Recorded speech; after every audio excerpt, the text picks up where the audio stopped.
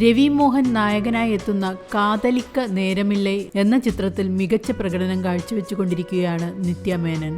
ഈ സിനിമയുമായി ബന്ധപ്പെട്ട ഒരു ഇന്റർവ്യൂവിൽ നിത്യ മേനൻ സെറ്റിൽ നേരിടുന്ന വേർതിരിവുകളെക്കുറിച്ച് തുറന്നു പറഞ്ഞു.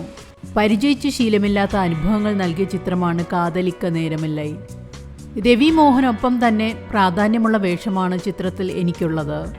അതുകൊണ്ട് തന്നെ പോസ്റ്ററിൽ പതിവിന് വിപരീതമായി എൻ്റെ പേരാണ് ആദ്യം കൊടുത്തത്.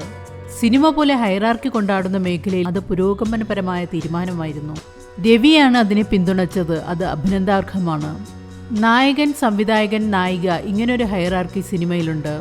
കാരവൻ പാർക്ക് ചെയ്യുന്നതും എന്തിന് ആരതി ഒഴിയുന്നത് പോലും ഈ ഓർഡറിലാണ്. ഒരിക്കൽ ഒരു ചിത്രത്തിൻ്റെ ഷൂട്ടിങ്ങിനിടയിൽ ഞാൻ വളരെ നല്ല പ്രകടനം കാഴ്ചവെച്ചു. എന്നാൽ സെറ്റ് നിശബ്ദമായിരുന്നു.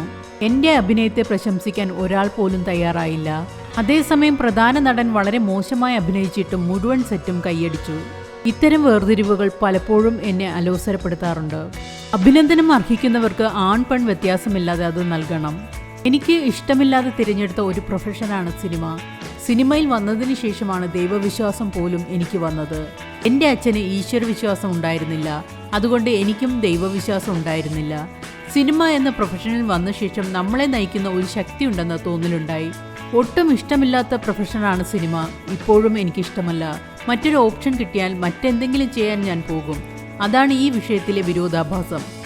ഈ കാര്യം ഞാൻ പറയുമ്പോൾ നന്ദി കെട്ട് പോയതുകൊണ്ടാണെന്ന് ആളുകൾ ചിലപ്പോൾ കരുതും. എൻ്റെ വ്യക്തിത്വത്തിന് യോജിക്കാത്ത ഒരു പ്രൊഫഷനായി തോന്നിയിട്ടുണ്ട്. വളരെ സൈലൻ്റായി അഭിനയം നിർത്തി പോകണമെന്നാണ് കരുതിയത്. ഞാൻ എന്താണ് ചെയ്യുന്നത് എന്ന് പോലും ആരും അറിയാതെ അഭിനയത്തിൽ നിന്ന് മടങ്ങണം എന്നുണ്ടായിരുന്നു. അപ്പോഴാണ് കൃത്യമായ ദേശീയ അവാർഡ് ലഭിച്ചത്. അതൊക്കെയാണ് ഈശ്വരൻ്റെ തീരുമാനം എന്ന് പറയുന്നത്. എന്നോട് പോകരുതെന്ന് പറയുന്നത് പോലെയായിരുന്നു അത്. കൈക്കൂലി കിട്ടിയതുപോലെ ഒരു അനുഭവം.